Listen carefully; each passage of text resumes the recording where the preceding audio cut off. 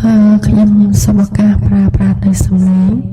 ដើម្បីសំសមាទិនៅសាលទាំងអស់គ្នាអ្នកបោតាសៈភគវតោអរហតោសម្មា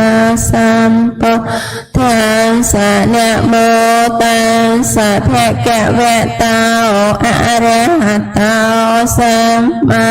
សម្ពុទ្ធស្សៈអ្នកបោតាសៈភគវតោអរហតោសម្មាសម្ពុទ្ធស្សៈពុទ្ធังសារណងកេឆាមិធម្មងសារណងកេឆាមិសង្ឃំសារណងកេឆាមិទុតិយមពេពុទ្ធังសារណងកេឆាមិទុតិយមពេធម្មរណកេឆាមិទុតិយមពេសង្ឃំសារណកេឆាមិតតិយមពេពុទ្ធังសារណងកេឆាមិតតិយមពេធម្មងសារណងកេឆាមិតតិយមពេសង្ឃំសារណងកេឆាមិបាណាតិបាតាវេរមណីសិក្ខាបទំសមាទិយាមិអត្តនីទានាវេរមណីសិក្ខាបទំសមាទិយាមិអប្រមចរិយាវេរមណីសិក្ខាបទំសមាទិយាមិមុសាវាទាវេរមណីសិក្ខាបទំសមាទិយាមិសុ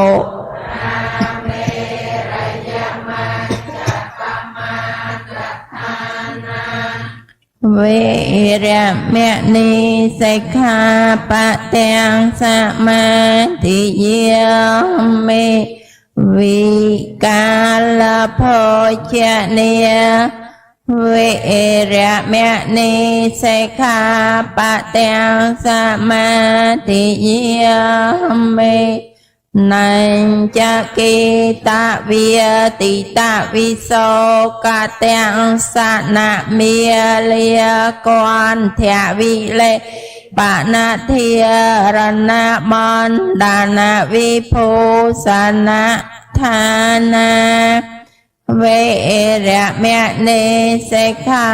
បទំសមាទិយាមិអូចាសយនមហាសយនាវេរមណីសិក្ខាបទំសមាទិយាមិ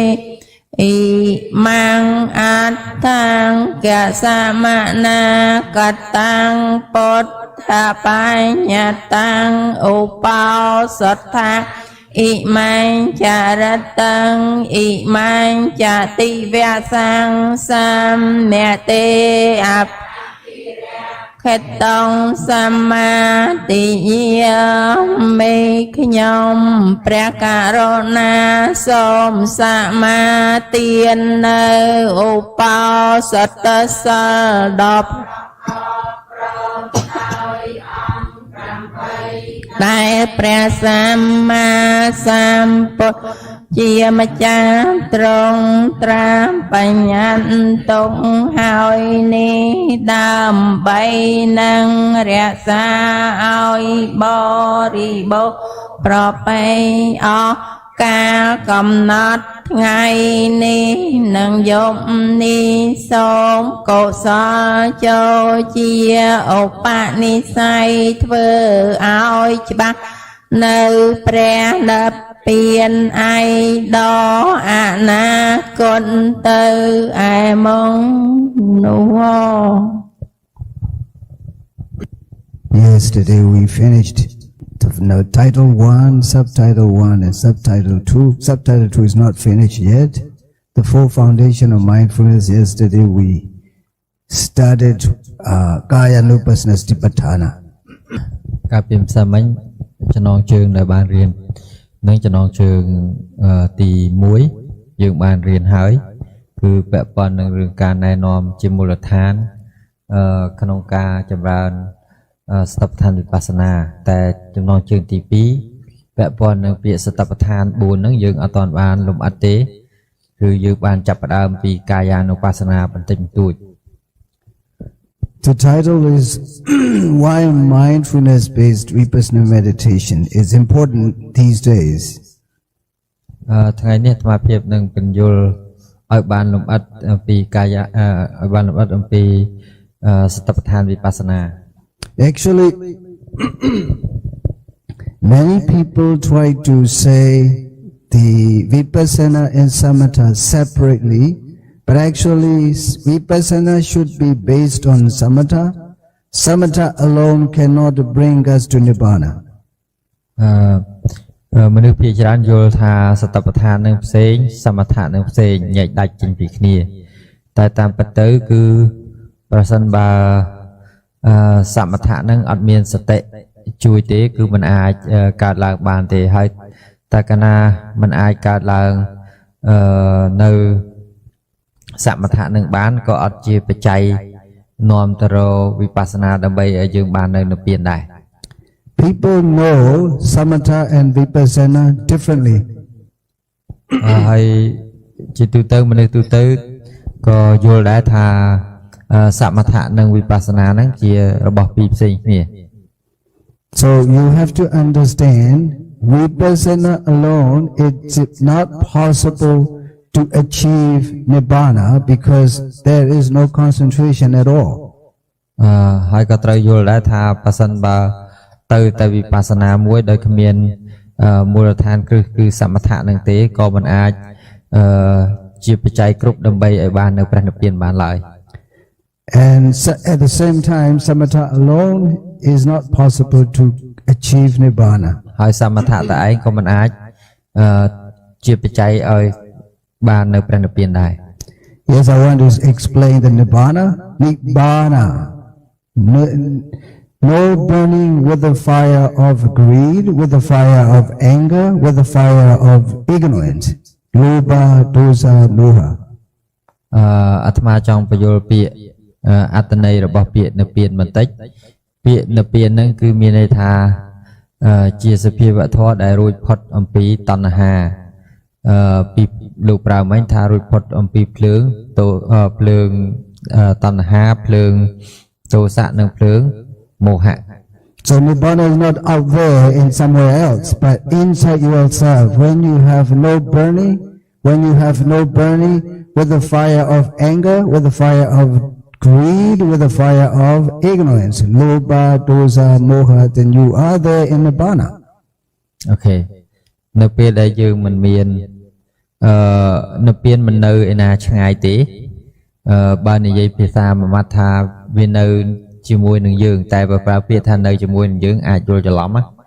អាចយល់ច្រឡំប្រើពាក្យអញ្ចឹងដូចមិញដូចអង់គ្លេសមិញអាចយល់ច្រឡំអញ្ចឹងនិបាណៈគឺជាសភាវៈមួយដាច់ដោយឡែកដែល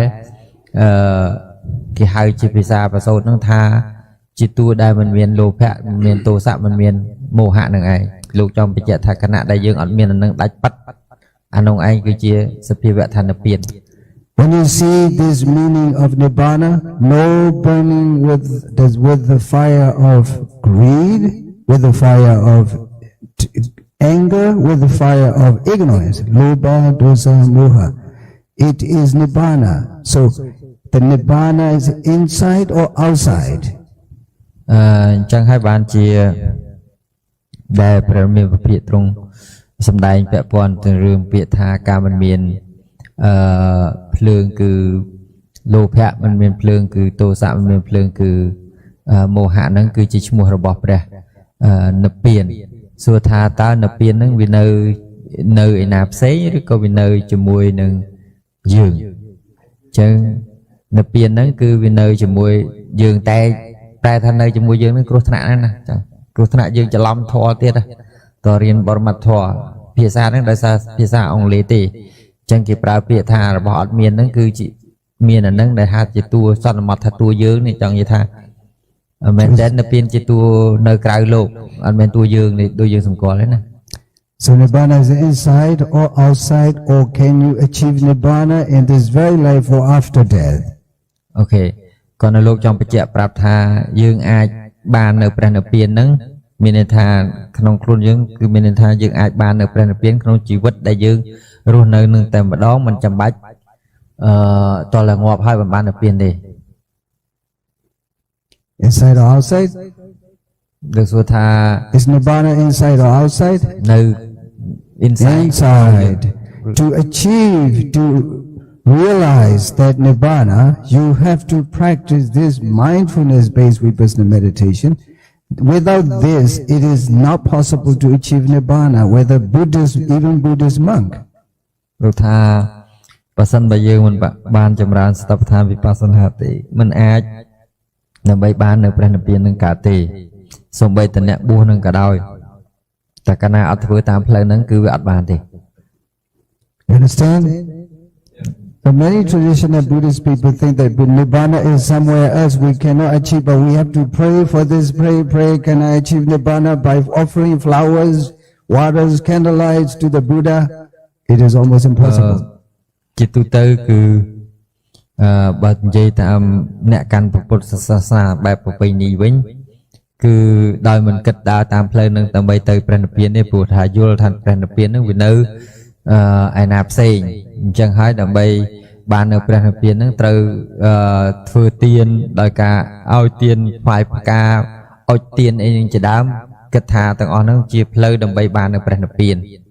I divided Buddhist people two groups. One group is traditional Buddhists, another group is educated Buddhists. អាត្មាភាពបានបែងចែកពុទ្ធសាសនិកចេញជាពីរប្រភេទពុទ្ធសាសនិកមួយគឺពុទ្ធសាសនិកបែបប្រពៃណីពុទ្ធសាសនិកមួយទៀតគឺពុទ្ធសាសនិកបែបបានសិក្សារៀនសូត្រត្រឹមត្រូវ Traditional Buddhists enjoys performing puja. Do you know puja? Offering different things to the Buddha. ពុទ្ធសាសនិកដែលជា traditional មានន័យជាប្រពៃណីហ្នឹងគឺនិយមការបូជាផ្កាបូជាធ្វើពិធីនឹងច្រើនហ្នឹងគឺ traditional មានន័យថាពុទ្ធសាសនាបែបប្រពៃណីអូខេ This word puja ស្គាល់ពាក្យថាបូជា Yeah, many traditional Buddhists do this, but is it something wrong when they do this? You can ask, but nothing wrong. But it doesn't bring us to Nibbana. លោកថាការធ្វើអញ្ចឹងមិនឈ្មោះថាជាខុសអីទេប៉ុន្តែមិនមែនជាផ្លូវទៅកាន់ព្រះនិព្វានពិតអញ្ចឹងគាត់នៅវាដើរខុសផ្លូវទៅកាន់ព្រះនិព្វានពិតវានៅវៀងនៅឡើយ Offering candlelights, offering flowers, offering meals to the Buddha, nothing wrong, but it is not enough to achieve the final goal of Nibbana. អូខេការដែលយើងបូជាចំពោះព្រះពុទ្ធដោយថ្វាយចង្ហាន់ដល់ព្រះអង្គការបូជាផ្កាការបូជាអីផ្សេងដែលយើងធ្វើហ្នឹងគឺមិនមែនជារឿងខុសទេប៉ុន្តែមិនមែនជាគោលដៅ direct ទៅកាន់ព្រះនិព្វានឡើយ I ask very often if you see a man who is always there in the primary school since he was young up to 80 years old. If you see this guy always in primary school, do you see ugly or lovely? អាត្មាភាពតែងតែសាកសួរថាវិញបរិសម្នាក់ដែលកំពុងស្ថិតនៅក្នុងសាលាថ្នាក់បឋមសិក្សាសួរថាមនុស្សហ្នឹង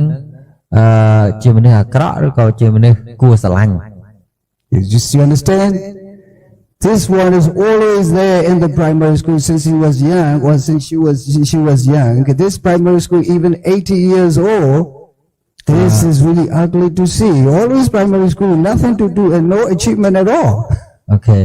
បើសិនបើយើងនៅតាមតែ primary មាននៅតែថ្នាក់បឋមនឹងរហូតតាំងពីកូនក្មេងរហូតដល់មនុស្សខ្លាចជាវ័យចំណាស់ហើយដល់18ដល់30អីហើយសួរថាយើងបាទណាគួរឲ្យ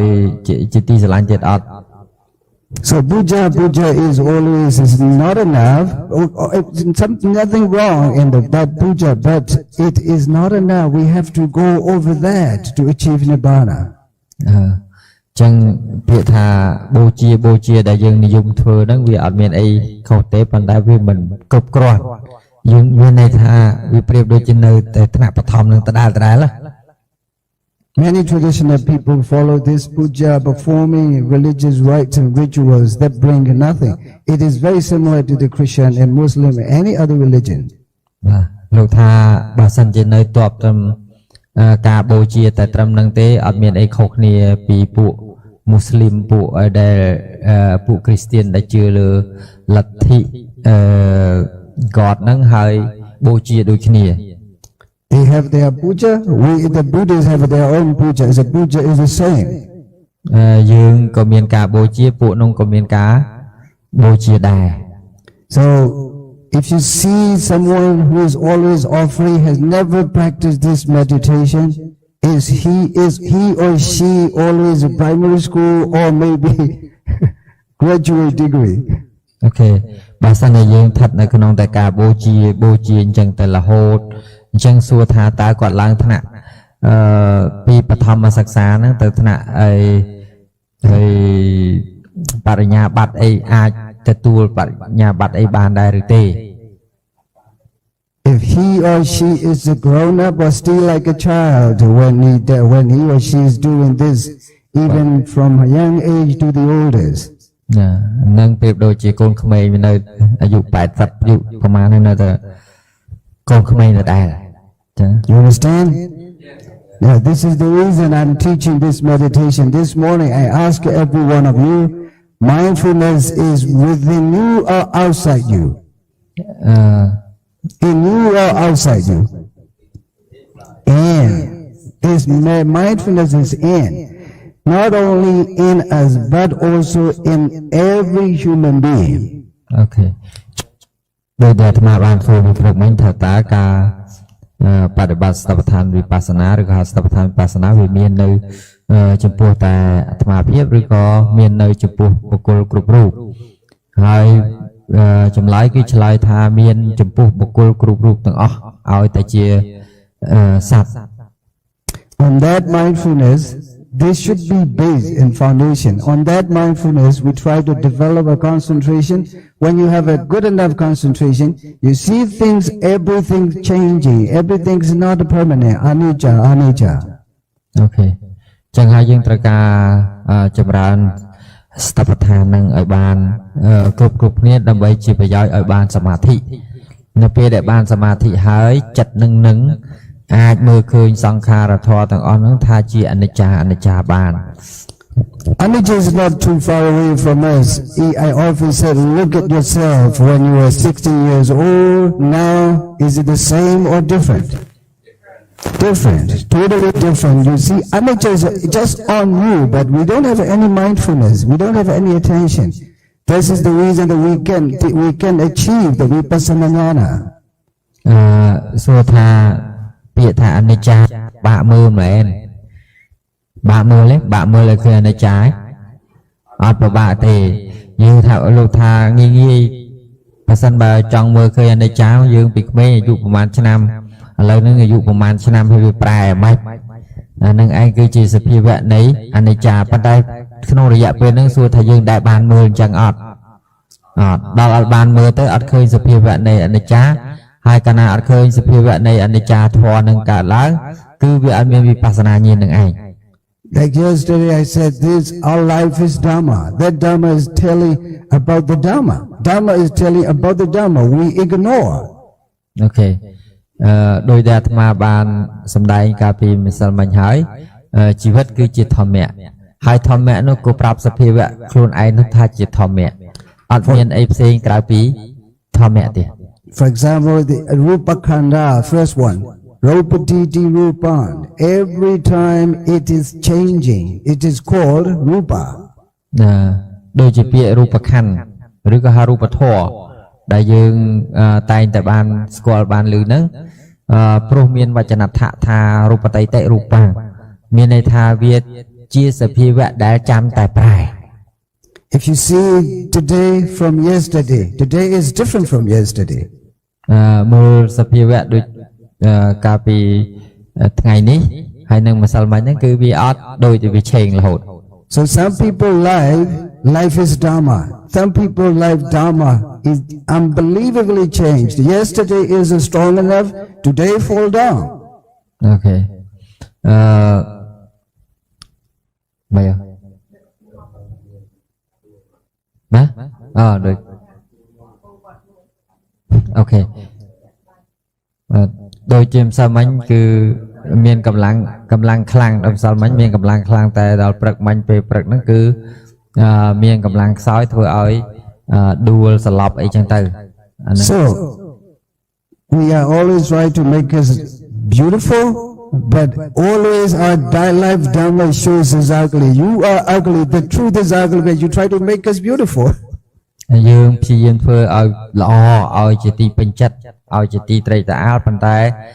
តាមពិតទៅដោយសារឡាយហ្នឹងវាជីវិតហ្នឹងវាជារបស់អាក្លីមានតែរបស់គួរខ្ពើមប៉ុន្តែយើងអត់គួរចេះតែព្យាយាមធ្វើថាកុំឲ្យវាគួរខ្ពើម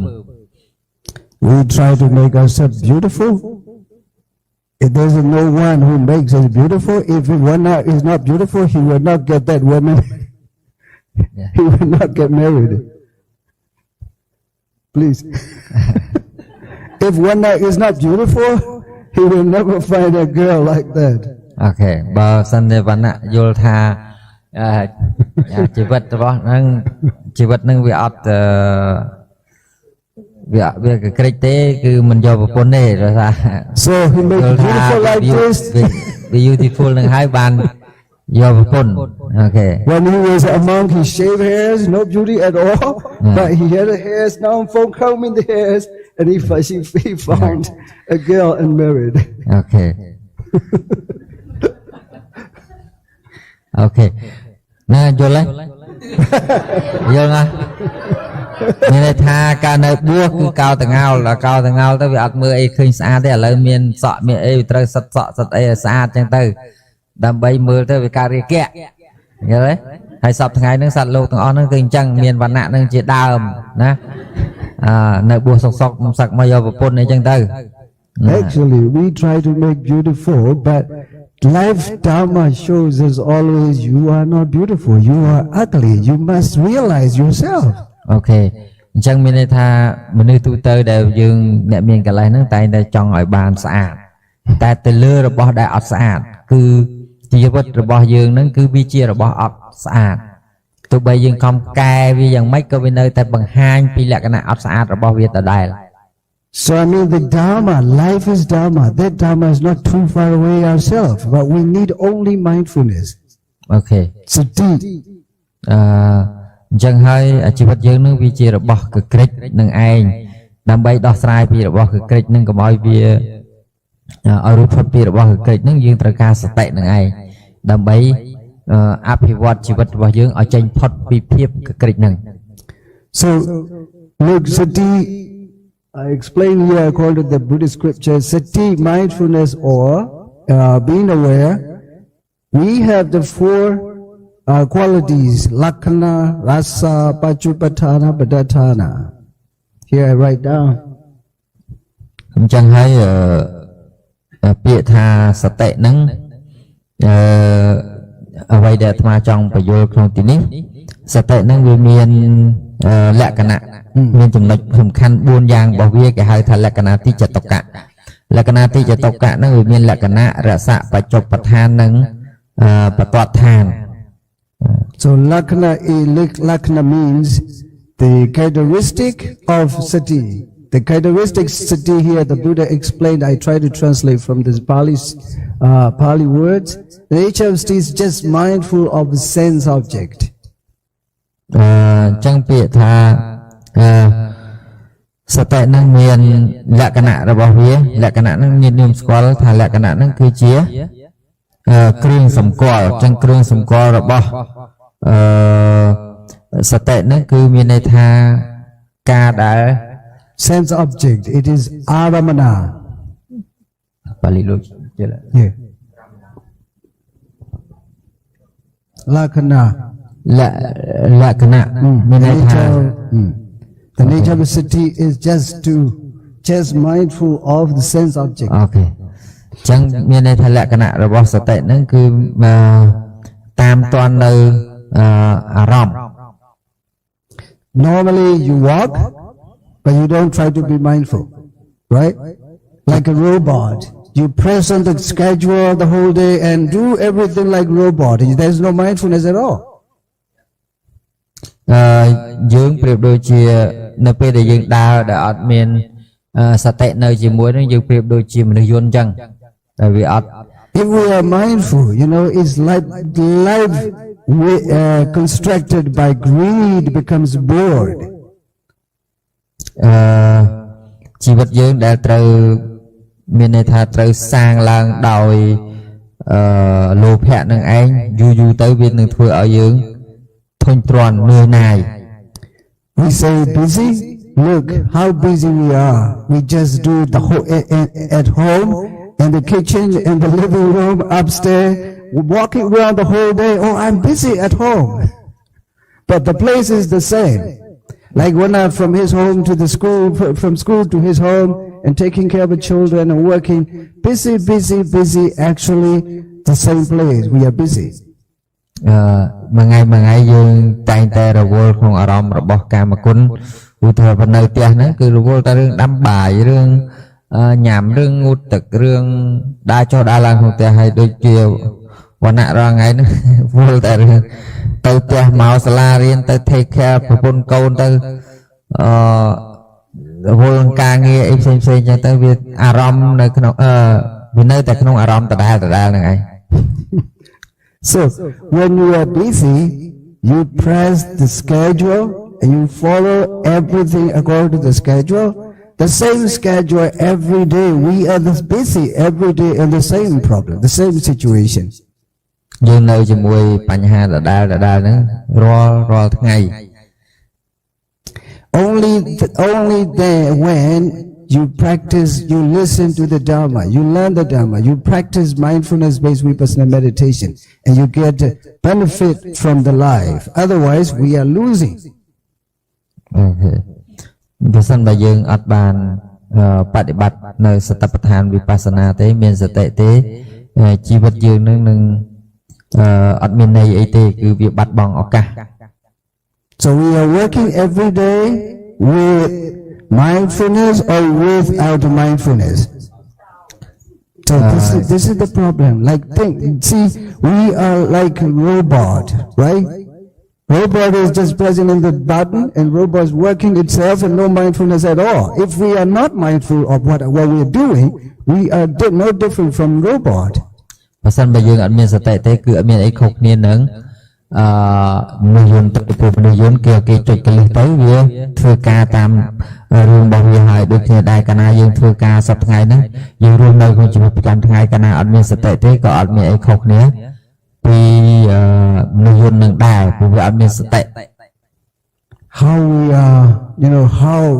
what a great loss with our life. If we are not mindful, we are like a robot, but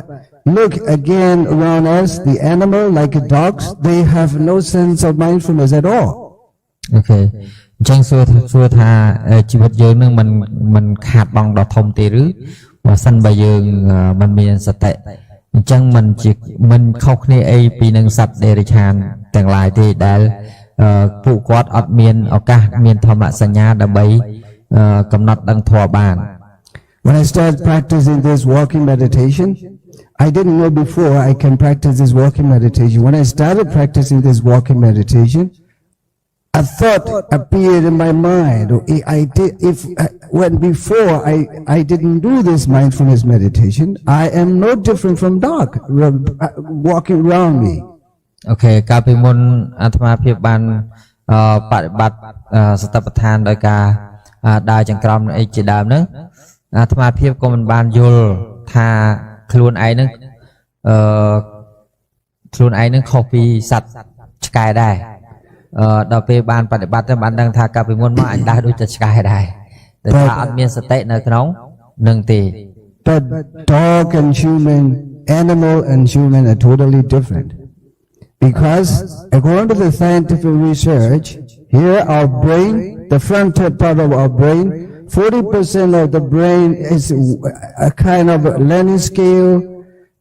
understanding, emotional caring, education. So many things, good things here. 40 parts of the brain is human belongs. But animal has only, dog has 7.5 or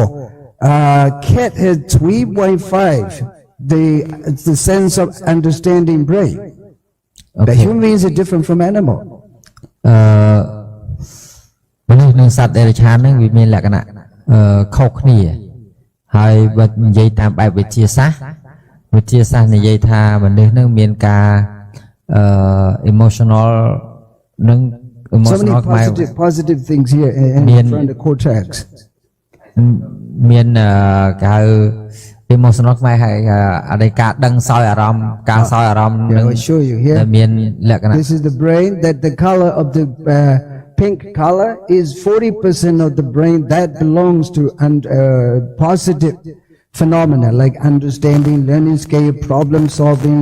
serious thinking, reasoning, everything's here. Good things. This is only human part of the brain, not an animal. លោកថានេះហាកន្លែងដែលជួបពលរឿងត្រូវទាំងអស់ហ្នឹង You see ដែល this? មនុស្សអាចធ្វើកើតហ្នឹងគឺមានដល់ទៅ 40% តែសម្រាប់សត្វដេរិឆានមានតែ 3% ទៀតណានិយាយតាមវិទ្យាសាស្ត្រដែលគេស្រាវជ្រាវណាគេកំណត់មក This is the reason why mindfulness-based vipassana meditation is important in these days, because like I'm now 33 years of my monk life. At the beginning, I didn't know this because I used the internet 2011. I started connecting the world. I started realizing that how science identifies who we are. អូខេអញ្ចឹងពីមុនមកក៏លោកអត់យល់ដែរហើយក្នុងជីវិតអ្នកបួសហ្នឹងក៏អត់បានយល់ពីរឿងអស់ហ្នឹងទេតែដល់ក្រោយមកបានស្រាវជ្រាវរៀនសូត្រពធហ្នឹងហើយរួមជាមួយនឹងបើកចិត្តដើម្បីសិក្សាពាក់ព័ន្ធនឹងរឿងវិទ្យាសាស្ត្រហ្នឹងតាមរយៈការស្រាវជ្រាវហ្នឹងក៏បានឃើញព័ត៌មានពាក់ព័ន្ធនឹងចំណុចទាំងអស់ហ្នឹងវាសមស្របទៅនឹងអ្វីដែលព្រះសម្មាសម្ពុទ្ធបានសម្ដែងពយល់ប្រាប់ So Buddhism cannot change, but this mindfulness meditation can change human life. ពុទ្ធសាសនាដែលយើងប្រើពាក្យ Buddhism ណាអង្គការមួយដែលឈ្មោះថាកុំប្រើពាក្យពុទ្ធសាសនាអង្គការមួយដែលគេហៅថាអង្គការពុទ្ធនិយមអញ្ចឹងចុះប្រើពាក្យ Buddhism ណាมันអាចដូរជីវិតយើងបានទេតែបើធម្មៈបើសតិប្បដ្ឋានបើសតិនេះអាចដូរជីវិតយើងបាន At the same time, I don't want to say that Buddhism is wrong. If Buddhism is a kind of religion, of course, it is religion. Why? It goes by its faith. អាត្មាភាពមិនចង់និយាយថាស្អីគេខ្ញុំប្រែមើលអង្គការនេះកុំដាក់ពាក្យពុទ្ធសាសនាអង្គការពុទ្ធនិយមខុសទេប៉ុន្តែអង្គការ Buddhism is not wrong Buddhism is nothing wrong, but it goes by its own faith. មានន័យថា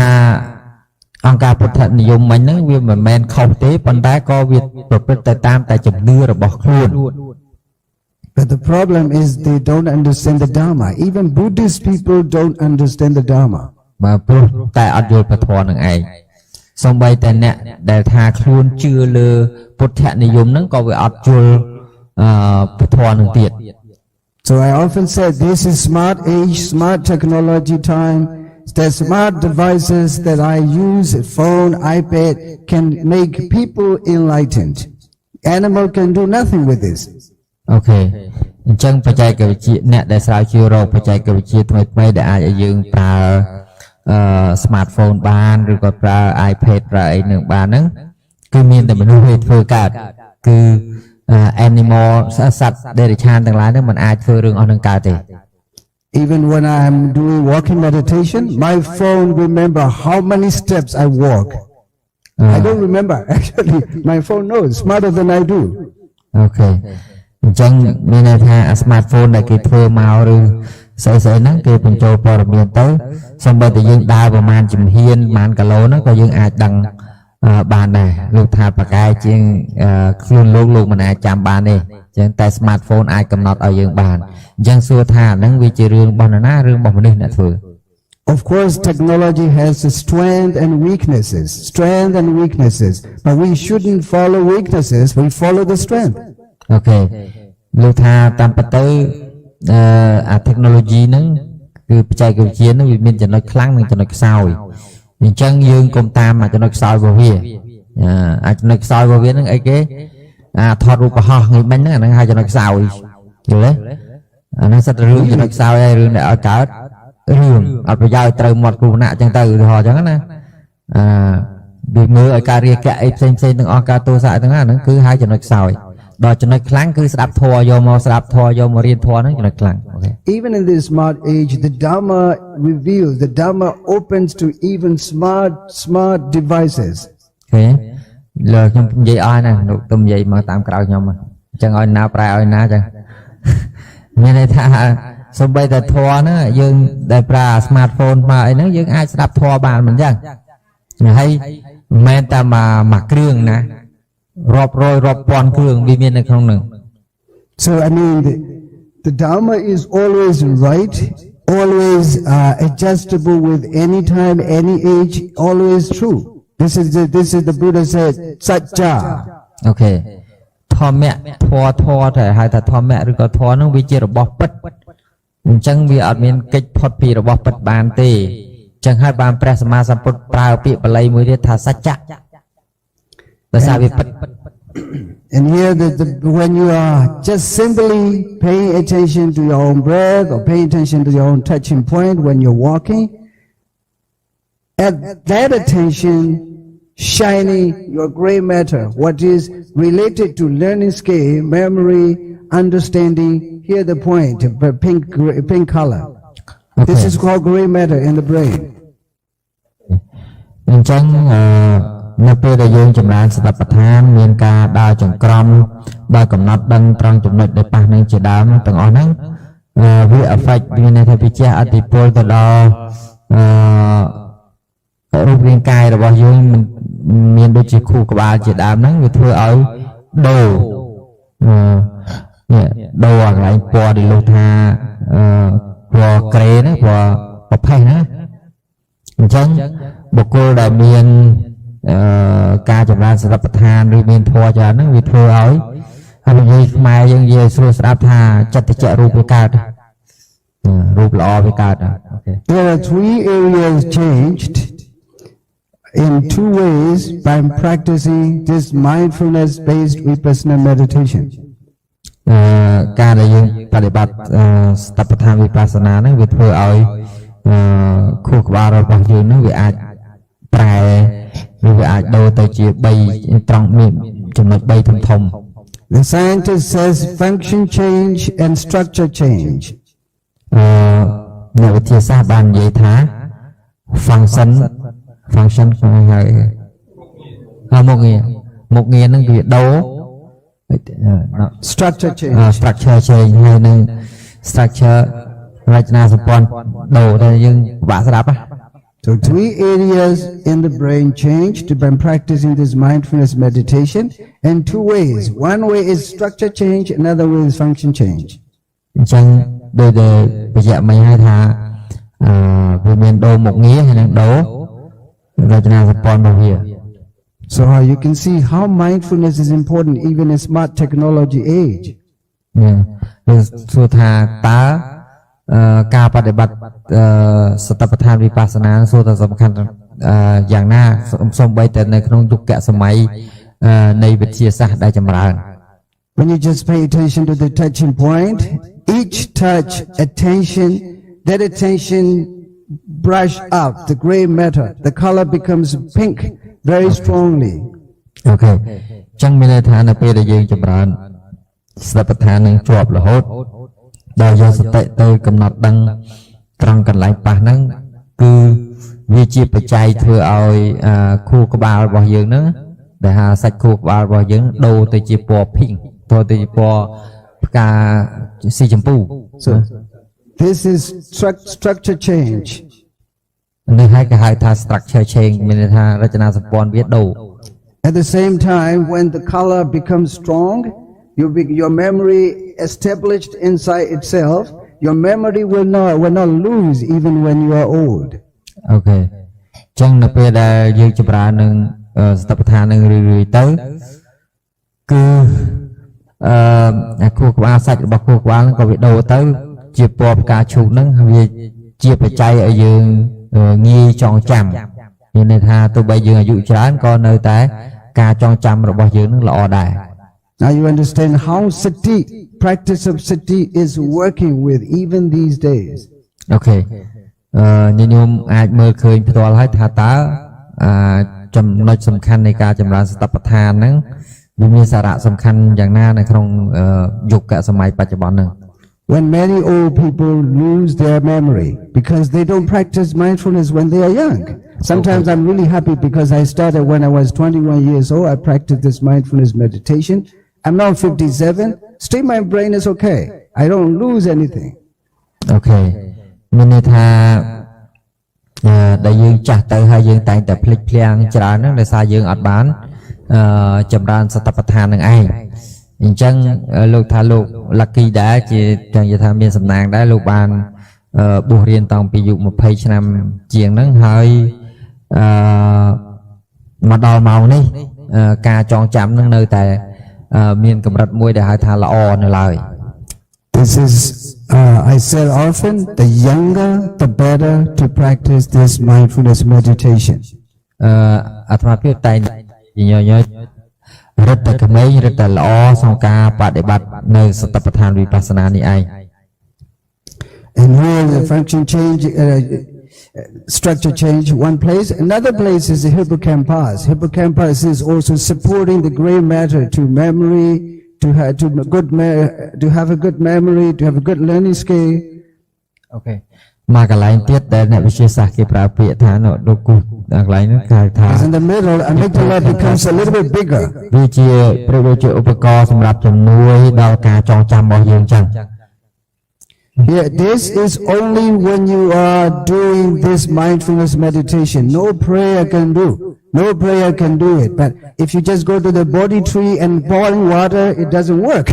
But actually, when you're just mindful of this, mindful of whatever you are doing, the gray matter becomes stronger. You don't lose memory. This is scientific benefits, not religious benefits. It doesn't go by belief, but it goes by practice. Okay. ចឹងលោកចង់បញ្ជាក់ថាការដែលឲ្យបានខួរក្បាលយើងឬក៏ហៅថាសតិដែលហៅថាបញ្ញាយើងឬក៏សតិការចងចាំរបស់យើងនឹងកាមានគ្រប់គ្រាន់មិនមែនទៅស្រោចទឹកដើមពោធិព្រឹកហើយកាត់បញ្ញាទេអត់អាចទេណាទៅដល់ការបូជាអីផ្សេងៗអាចមានវិធីមួយគត់គឺ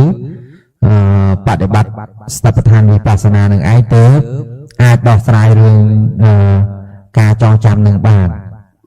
When I was in Europe, my trip manager from Spain, his name is Dr. Carlos, he's over 60 years old, he's a doctor. He said, well, as soon as I arrived his home, he said, Aisha, forgive us, we are not Buddhists because we practice Dhamma. We don't need to follow Buddhism. We can do what Buddhist people do. This is the reason we don't want to be Buddhist. He said that to me.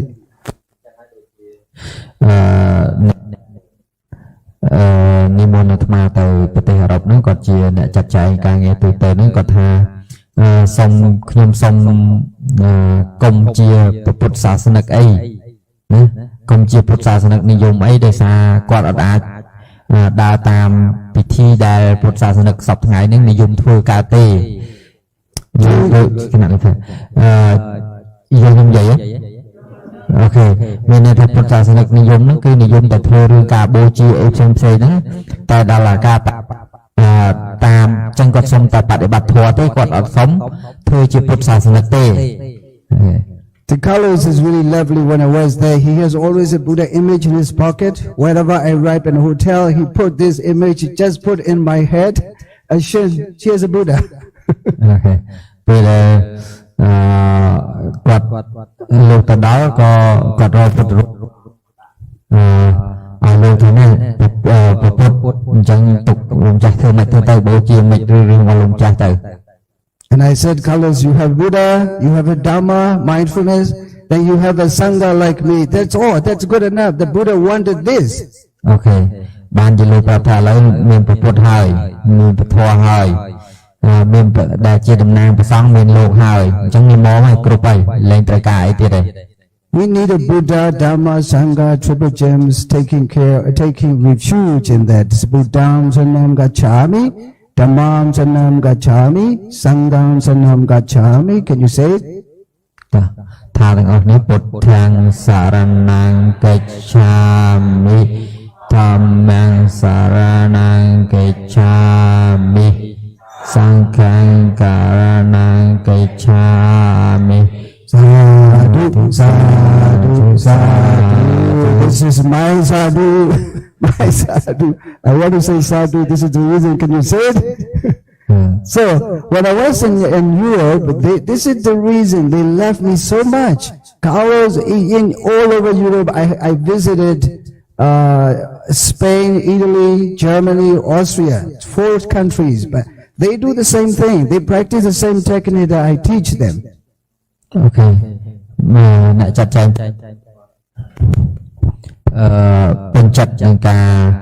សម្ដែងការពោលពធប្រាប់របស់លោកក៏ចាត់ចែងដំណើររបស់លោកបានទៅ4ប្រទេសហើយ4ប្រទេសហ្នឹងគឺបដិបត្តិសតបដ្ឋានទាំង4ប្រទេសចឹងចំណុចដែលមិញខ្ញុំអត់ទាន់បានប្រែកន្លែងចំណុចមុននឹងសូត្រពុទ្ធសរណង្គច្ឆាមិហ្នឹងលោកចង់និយាយថាបើសិនជាយើងមានព្រះពុទ្ធព្រះធម៌ព្រះសង្ឃជាទីពឹងនឹងគឺវាគ្រប់គ្រាន់ហើយខ្ញុំឃើញចំណាំបើសិនជាខ្ញុំប្រើពាក្យបុណ្យសឹមនឹងថាពុទ្ធសាសនានឹងខ្ទាស់គ្នានឹងពាក្យពុទ្ធធាងសរណង្គច្ឆាមិចាំមិនពិបាកកន្លែងហ្នឹងចាំមិនផ្សំហ្នឹងមានញោមគាត់ឆ្ងល់កន្លែងហ្នឹងថាមិនលោកញោមនឹងតាណាបាត់ហើយញោមមកគាត់ថាលោកដូចអត់នេះបំបត្តិពុទ្ធចោលតាមពិតគឺពាក្យយីណាពាក្យបុណ្យសឹមដែលពួកអង្គលើវាសម្គាល់ហ្នឹង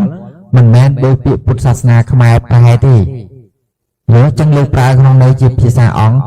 ក្លេស So what I want to mean here is Dhamma. Sati is a Dhamma. That Dhamma doesn't go against any people, any nationality, any ethnic background, any religion, any tradition. But Dhamma usually harmonize everyone with the teaching of Buddha. Okay. អញ្ចឹងអ្វីដែលលោកចង់និយាយសតិហ្នឹងគឺវាជាទូធម្មៈហើយកណាវាជាទូធម្មៈគឺវាពាក់ព័ន្ធដល់មនុស្សគ្រប់រូបទាំងអស់វាអត់ទៅប្រឆាំងនឹងមនុស្សគ្រប់រូបឬសាសនាណាឬក៏លទ្ធិណាមួយទេ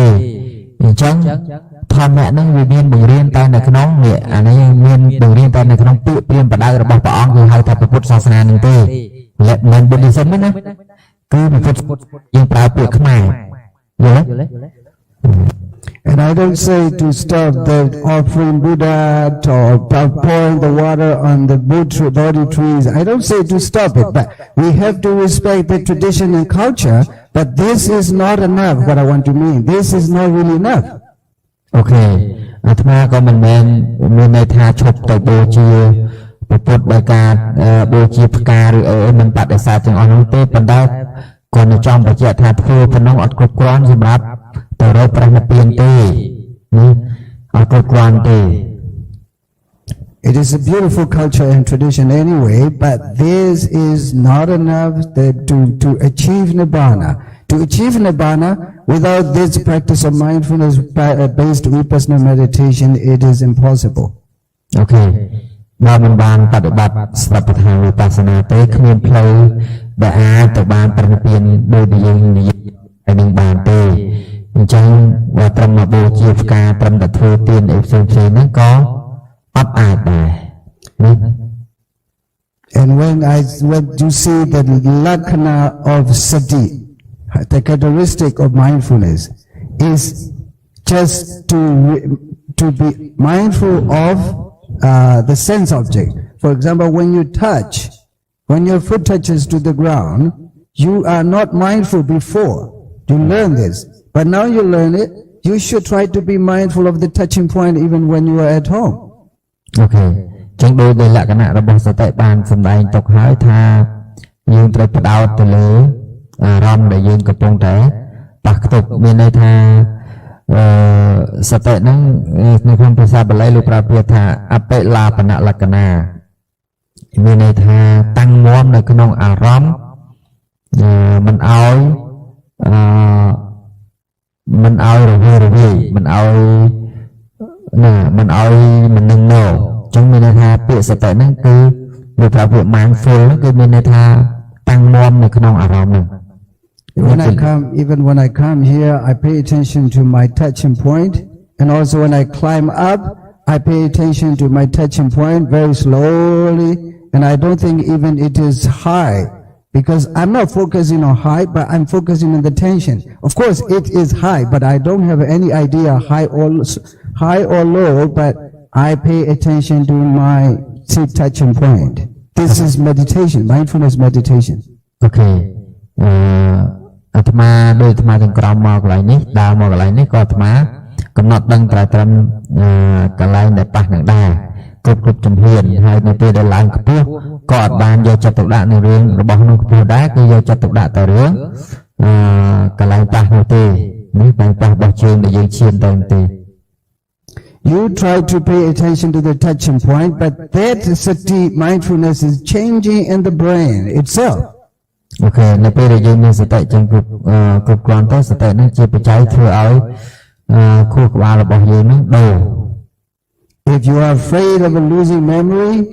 when you are old, please do it right now continuously as much as you can. Then you will never lose your memory. Okay. បើសិនណាខ្លាចភ្លេចដល់ពេលចាស់ទៅខ្លាចវិញអីហ្នឹងគឺចំណានសតិប្បដ្ឋានហ្នឹងគឺធានាថាដល់ពេលចាស់ទៅឡើងវិញឲ្យតែចម្រើនជាប់រហូត In the Western world, the mindfulness course is really expensive. When I was there, they have no monastery like this. They have to rent a hotel, the whole hotel for 200 people, stay in a hotel and practice there. នៅក្នុងប្រទេសអឺរ៉ុបវិញគឺកម្មវិធីបរិញ្ញាបត្រពីសតិប្បដ្ឋានហ្នឹងគឺអស់សេវាថ្លៃណាព្រោះដោយសារវត្តណាដូចយើងឬក៏ទីតាំងដូចយើងចឹងទេគឺត្រូវទៅជួលអូតែលគេធ្វើចឹងវាអស់សេវាថ្លៃ So you can imagine how greedy they are for the Dharma. How greedy they are for the Dharma. And they said, Action is Dharma. Wherever we go, we hear the Dharma from you. They said this to me. Okay. អញ្ចឹងខ្ញុំអាចមើលទៅពួកគាត់នោះត្រូវការប្រធរខ្លាំងដែរឬទេត្រូវការប្រធរខ្លាំងណាស់ Here's the frontal cortex is one, hippocampus is the same change when you pay attention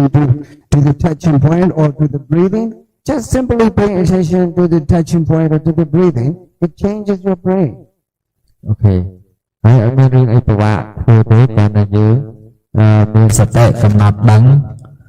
ត្រង់ចំណុចដែលប៉ះរបស់ការដើរចង្ក្រមរបស់យើងហ្នឹង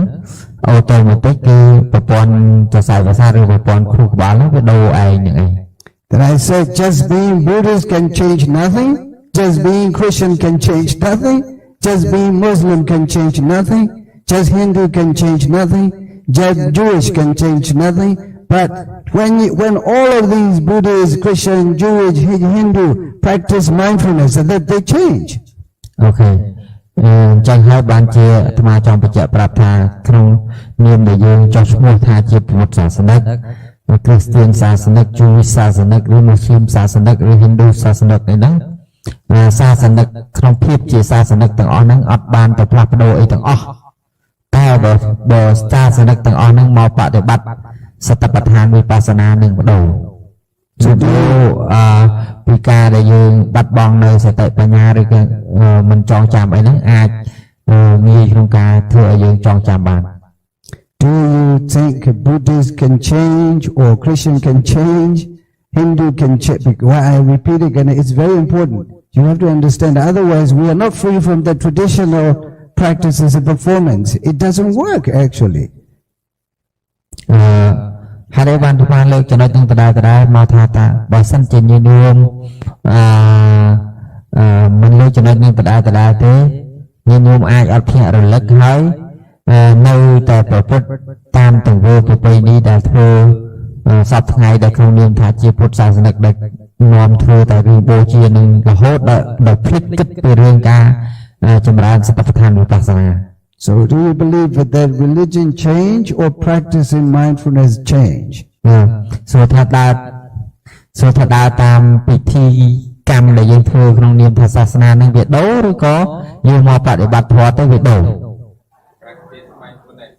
Sadhu, sadhu, sadhu. This is my sadhu. I want to call sadhu. Okay. Because this is really right understanding. The Buddha said this is Samma Deity actually. នេះហើយទាំងអស់នេះគឺជាលក្ខណៈរបស់សមាទិដ្ឋិដែលព្រះសម្មាសម្ពុទ្ធទ្រង់ហៅថាជាសមាទិដ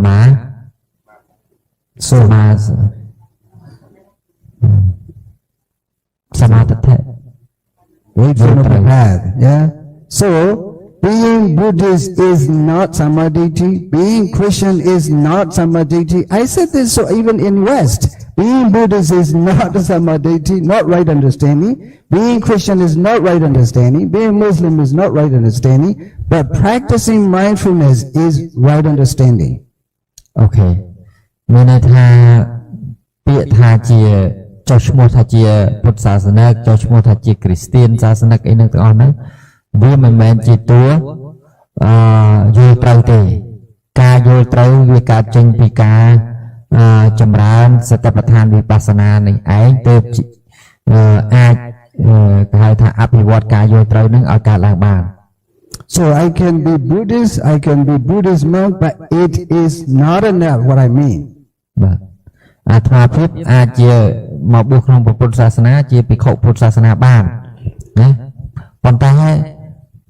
បើសិនណាអត់បានចូលពីរឿងការចម្រើនសតិប្បដ្ឋានឯទាំងអស់ហ្នឹងទេគឺអត់មានភាពជាអ្នកយល់ត្រូវបានទេ So being Buddhist is nothing wrong, being Christian is nothing wrong, being or everyone is nothing wrong, but without practicing this mindfulness, our life will be wrong. Okay. គឺថាដែលចុះឈ្មោះថាជាពុទ្ធសាសនិកក្តីចុះឈ្មោះថាជាគ្រីស្ទានសាសនិកឬមូស្លីមឬក៏អីអត់មានអីខុសទេចុះប៉ុន្តែអ្វីដែលខុសនោះតើអត់បដិបត្តិសតិប្បដ្ឋានវិបស្សនានេះគឺជារឿងខុសដ៏ធំ So as soon as you start practicing it, the brain change. There are 3 areas in the brain change structurally and functionally. So this is the change by practicing mindfulness meditation. So immediate immediately effective. It is akaliko. Okay. អញ្ចឹងមានន័យថានៅពេលដែលយើងចម្រើនសតិប្បដ្ឋានហ្នឹងគឺរូបធម៌ដែលជាតួខួរក្បាលដែលយើងសន្មត់ស្អីៗទាំងអស់ហ្នឹងវាដូរមួយរំពេចនឹងដូរទាំង function ដូរទាំងទូនីតិដូរទាំងរចនាសម្ព័ន្ធរបស់វាអានឹងឯងហើយដែលយើងអាចប្រើពាក្យថាអកាលិកោបានប៉ុន្តែអកាលិកោនៅក្នុងគុណពធនោះគឺសំដៅលើមគ្គផលនិព្វានទេមិនមែនសំដៅលើ immediately effective. So when you see this, being Christian cannot change here. But when you are only being Buddhist too, but any religious person can change nothing. But as soon as you don't practice mindfulness.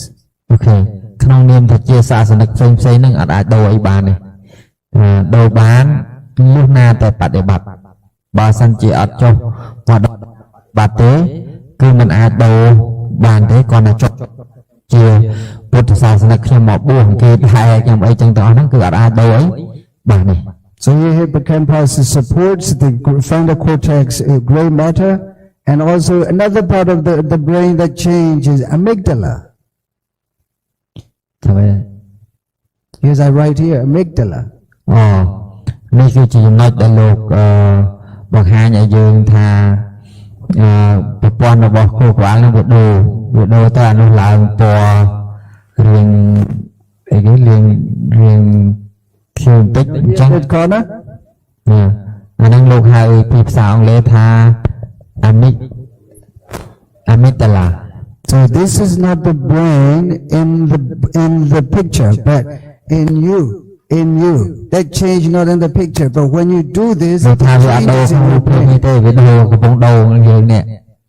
អាកូនរបស់កំពុងដូរនៅនេះទេមិនមែនរូបភាពទេមករូបភាពអត់ដូរកើតទេលោកបាទ So when you just walk up stair, just pay attention to the each touch. It changes your brain. Believe me, it is scientifically, not religiously. អូខេអញ្ចឹងអ្នកវិទ្យាសាស្ត្រហ្នឹងគេបានពិសោធន៍ឃើញដោយការពិតនឹងទៅហើយមិនមែនជារឿងរបស់សាសនាទេជារឿងរបស់អ្វីដែលយើងពិសោធន៍ឃើញដោយវិទ្យាសាស្ត្រហ្នឹងតែម្ដង So yeah, amygdala is negative part of the brain. When you don't practice mindfulness, amygdala becomes bigger. អូខេអាមេដាឡាហ្នឹងគឺជាកន្លែងចំណុចដែលវាអវិជ្ជមានរបស់ខួរក្បាលរបស់យើងហ្នឹងអញ្ចឹងបើសិនតែអត់បដិបត្តិទេគឺនឹងធ្វើឲ្យអាមេដាឡាហ្នឹងវារីកធំកាន់វារីកកាន់តែធំទៀត So this amygdala is responsible for worry, anxiety, depression, fear, so many negative problems. And when you have fear so much, it becomes bigger. And when it's bigger, the gray matter frontal cortex become lost. អូខេអញ្ចឹងចំណុចដែលលោកថាអាមីដាឡាដែលលោកគូសហ្នឹងអាហ្នឹងវាអ្នកវិទ្យាសាស្ត្រគេពិសោធន៍ឃើញថាកន្លែងហ្នឹងហើយជាកន្លែងដែលធ្វើឲ្យយើងងាយកើត stress depression អីទាំងអស់ហ្នឹងកើតទុកអីផ្សេងហ្នឹងវានៅកន្លែងហ្នឹងពាក់ព័ន្ធនឹងរឿងគេហៅលទ្ធផលដែលជា negative ជាអវិជ្ជមានទាំងឡាយហ្នឹងវានៅកន្លែងហ្នឹងអញ្ចឹងបើសិនជាយើងអត់បដិបត្តិសតិប្បដ្ឋានទេអានឹងវារឹតតែរីកធំទៅ So this amygdala is particularly generally for kilesa place, where kilesa take place in amygdala. បើយើងនិយាយតាមភាសាធម៌កន្លែងហ្នឹងឯងគឺជាកន្លែងដែលការធ្វើការរបស់កិលេសនឹងច្រើនបើយើងនិយាយតាមភាសាធម៌ណាដែលវាទៅ affect ដល់វាកន្លែងឲ្យកើតកិលេសយើងកើតច្រើនហ្នឹងគឺកន្លែង So you can see the difference between when you practice mindfulness and when you not. អញ្ចឹងញាតិញោមអាចមើលឃើញហើយថានៅពេលដែលយើងបដិបត្តិសតិប្បដ្ឋានហ្នឹងនឹងយើងអត់បដិបត្តិសួរថាវាខុសគ្នាយ៉ាងម៉េចព្រោះថាបើកាលណាបដិបត្តិទៅអាកិលេសហ្នឹងវាទៅវាបាត់ទៅតែបើសិនយើងអត់បដិបត្តិអាកិលេសហ្នឹងវាមកវិញទៅ So the foundation is sati. If you are mindful of everything, even moral quality becomes better. ចឹងចំណុចដែលជាមូលដ្ឋានគ្រឹះគឺរឿង Now you follow no killing. You promise I will not kill. When you are killing in somewhere else, if you are mindful, oh I'm killing, you feel ashamed and shy. Okay. You kill. ឧទាហរណ៍ថាដូចជាយើងតាំងចិត្តថាយើងនឹងមិនសម្លាប់សត្វតែបើផ្លត់សម្លាប់សត្វនៅទីគឺនឹង feel នឹងមានអារម្មណ៍ថាគួរខ្មាស់ប៉ុន្តែនៅពេលដែលយើងតាំងចិត្តអញ្ចឹងហើយគឺយើងនឹងសម្លាប់ឯព្រោះកណាសម្លាប់យើងនឹងមានអារម្មណ៍ថាខ្មាស់ If even monk, if we are not allowed to eat afternoon, even if we are eating at night, without mindfully, we can eat greedily. But when we are mindful, I can't eat this. If someone's looking at me, watching me, then you can probably start eating. អ្នកបួសចឹងអ្នកបួសនៅក្នុងវិន័យហាមឆាន់ពេលល្ងាចអញ្ចឹងបើសិនជាមានវិន័យនឹងឃុំក្រងទៅនៅពេលដែលឆាក់គិតថាខ្លួននឹងឆាន់ពេលល្ងាចដោយលោភៈហ្នឹងដោយ greedy ហ្នឹងគឺលោភៈណាដោយលោភៈរបស់ខ្លួនហ្នឹងបើសិនជាយើងបប្រតិបត្តិសតិប្បដ្ឋានហ្នឹងវាជួយការពារធ្វើឲ្យយើងមានសតិរលឹកទាន់គ្រប់សកម្មភាពរបស់យើងហ្នឹងយើងរលឹកដល់ចំណុចវិន័យដែលព្រះសម្មាសម្ពុទ្ធហាមឃាត់ហ្នឹងយើងអត់អាចឆាន់កើតទេទោះបីចិត្តចង់នឹងកើតឡើងមួយគណៈក៏ដោយក៏អាចឆាន់បានដែរព្រោះយើងមានសតិ So sammasati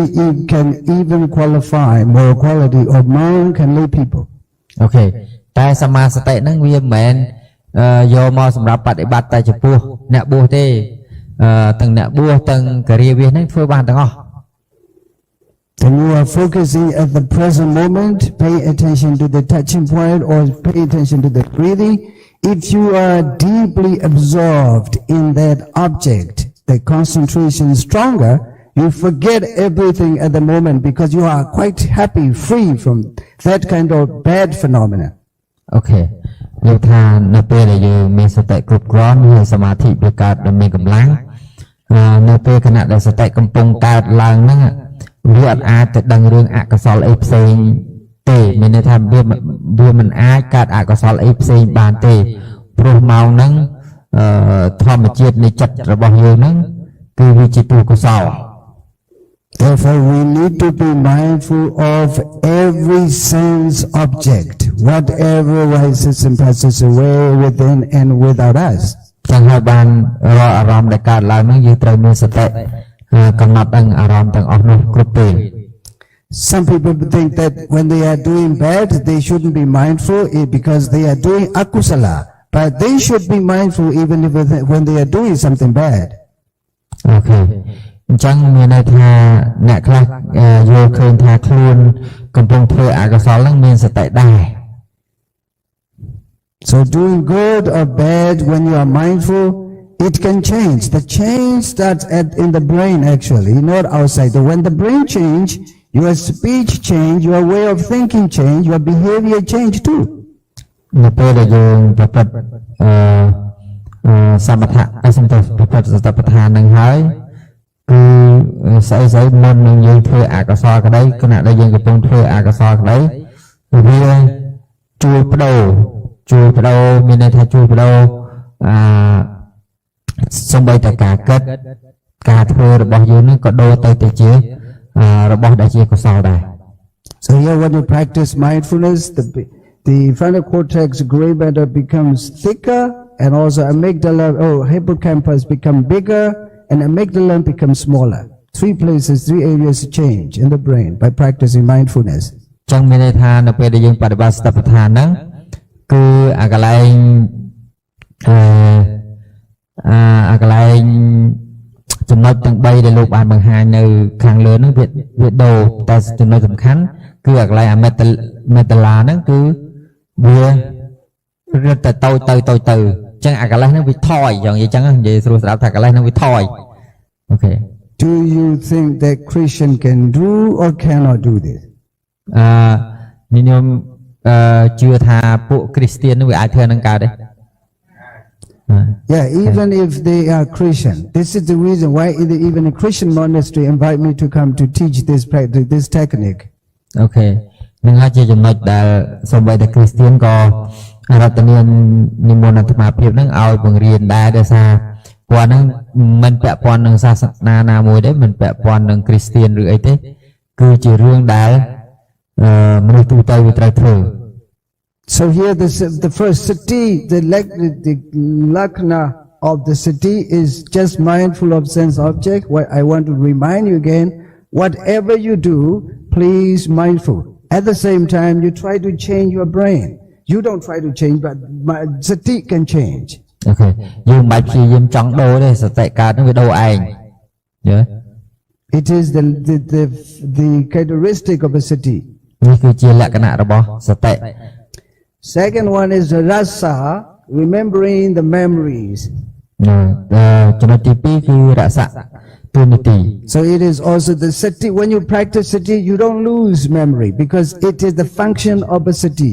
នេះគឺជាទូនីតិរបស់សតិដែលអសមោសៈរក្សាអសមោសៈរក្សាគឺមិនធ្វើឲ្យភ្លេចភ្លាំង Yeah, asamosa. Yes, this is Pali. He knows this sati. Every cetasika, they have 4 qualities: lakkhana, rasa, pachupatthana, padatthana. ចេតសិកទាំងអស់ទាំង52ហ្នឹងមានចំណុចទាំង4ហ្នឹងទាំងអស់គឺលក្ខណៈរស័កបច្ចុប្បន្នឋាននិងបទាត់ឋានរៀនអភិធម្មចេះអាហ្នឹងយល់រៀនអភិធម្មបែរគ្រូបរៀនចង់ដុតត្រឡប់ហើយនៅតែភ្លេច So at the same time, when you're mindful of your touching point, the sati can keep your memory becomes better. អូខេឃើញនៅពេលដែលយើងចម្រើនសតិប្បដ្ឋានហ្នឹងគឺសតិនឹងឯងជាអ្នកមានតួនាទីជាអ្នកដើរតួនាទីធ្វើឲ្យសញ្ញារបស់យើងនឹងអាចចងចាំនៅក្នុងអារម្មណ៍នឹងបានមានន័យថាមិននេះចំណុចថាអសមោ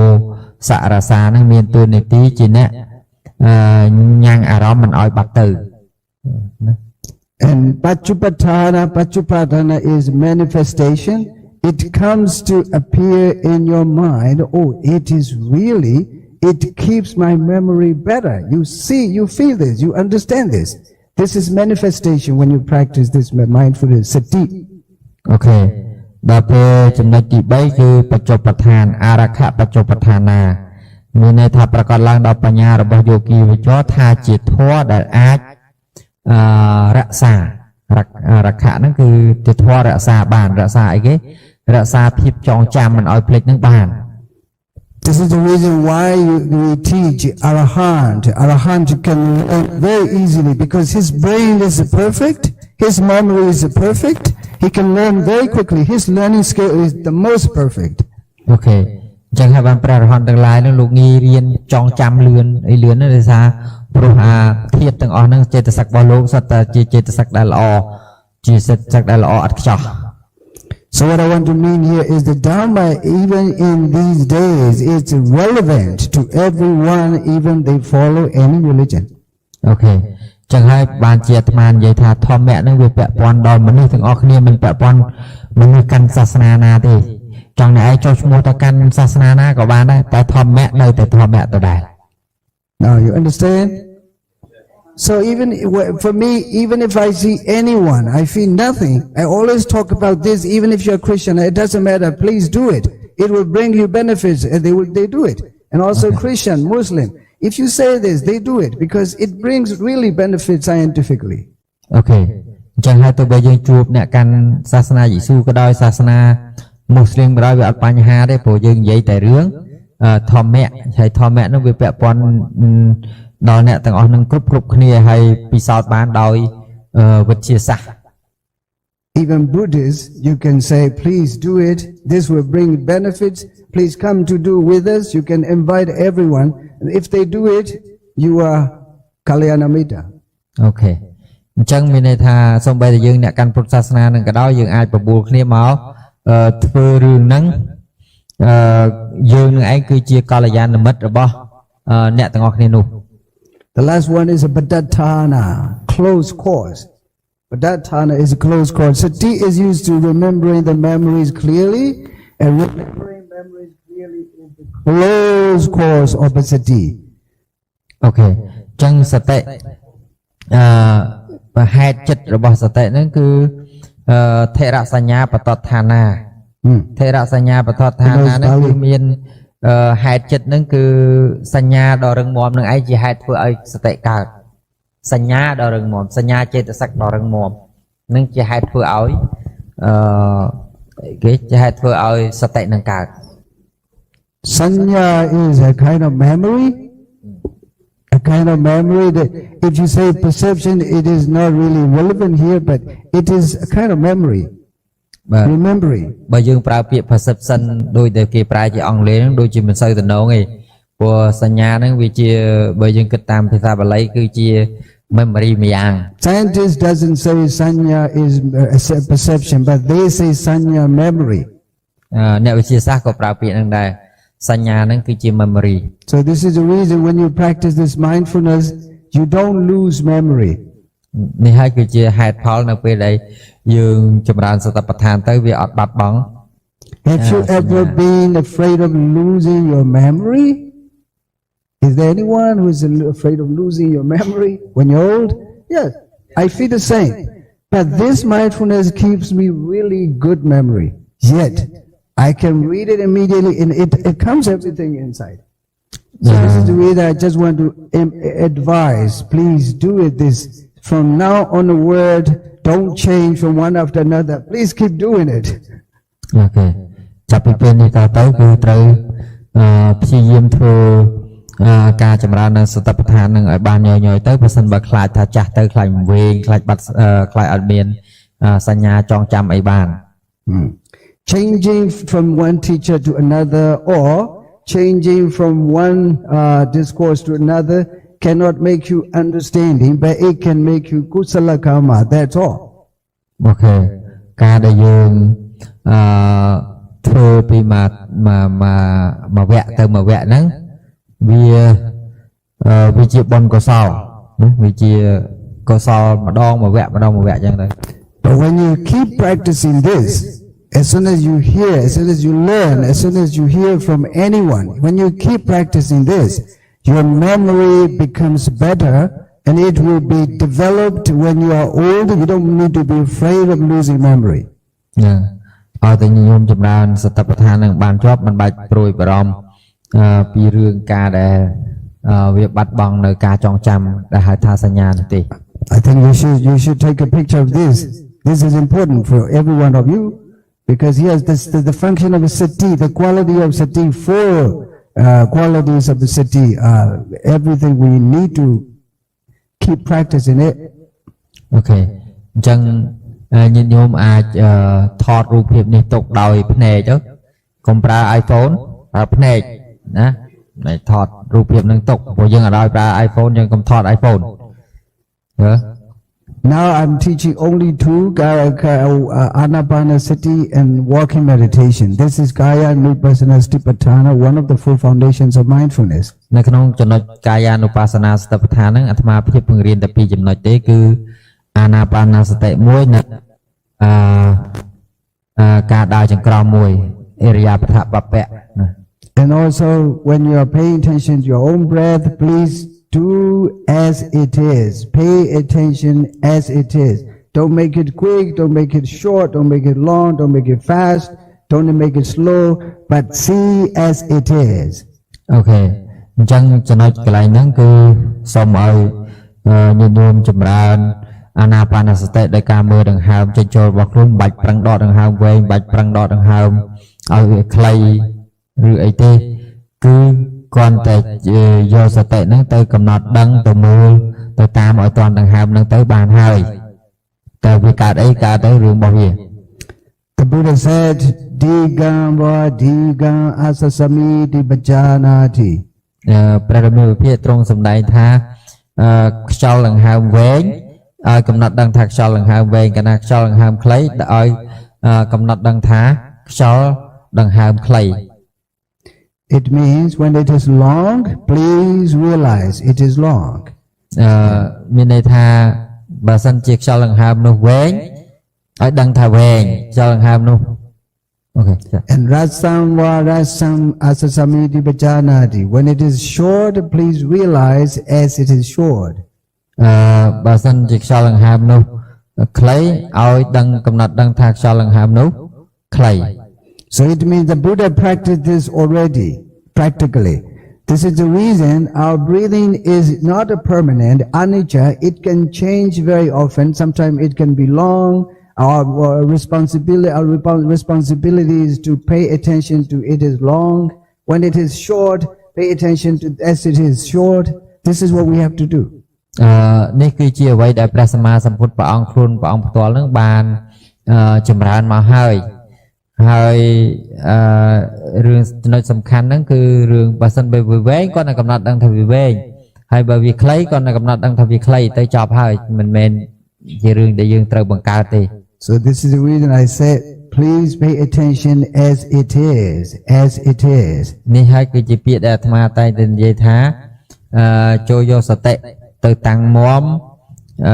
នៅក្នុងអារម្មណ៍ហើយកំណត់ដឹងនៅសង្ខារធម៌ដែលវា